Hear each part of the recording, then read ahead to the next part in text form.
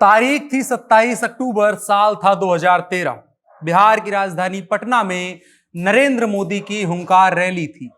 पूरे देश से अपार जन समर्थन प्राप्त करके नरेंद्र मोदी बिहार में भी अपना जादू चलाने ही वाले थे कि अचानक से सिलसिलेवार धमाके हुए, जिनमें 6 लोगों की मौत हो गई और तकरीबन 100 लोग घायल हो गए।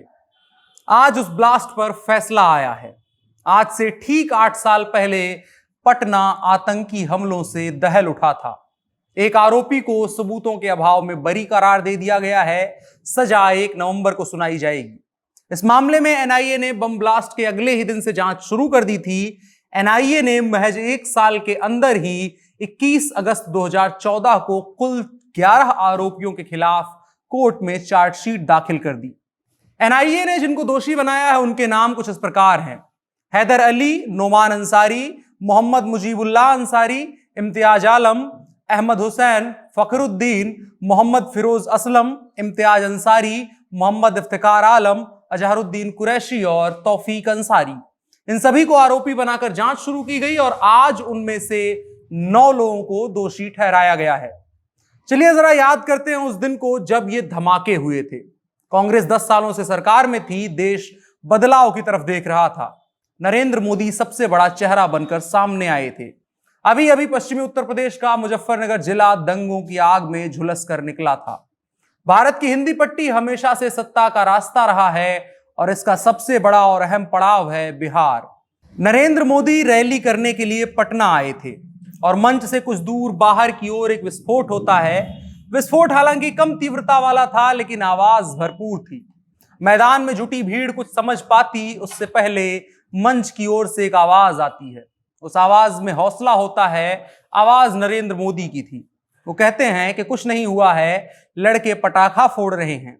ये बातें सुनकर गांधी मैदान के बाहर सिलसिलेवार धमाके होते रहे। नेता लोग मंच से भाषण देते रहे और लोग अपनी जगह पर जमे रहे।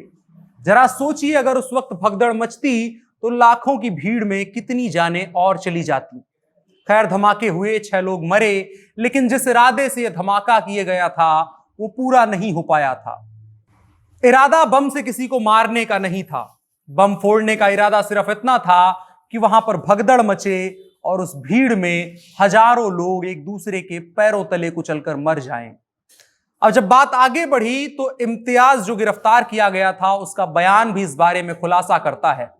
इम्तियाज ने इस बात का खुलासा किया कि मुजफ्फरनगर दंगे में मुसलमानों के साथ जो कुछ भी हुआ था उसका बदला लेने के लिए धमाके किए गए थे और इस धमाके की तैयारी का अंदाजा इसी बात से लगाया जा सकता है कि पहला धमाका 9:30 बजे पटना जंक्शन के प्लेटफॉर्म नंबर 10 के शौचालय में हुआ और 7वां धमाका 12:45 पर हुआ।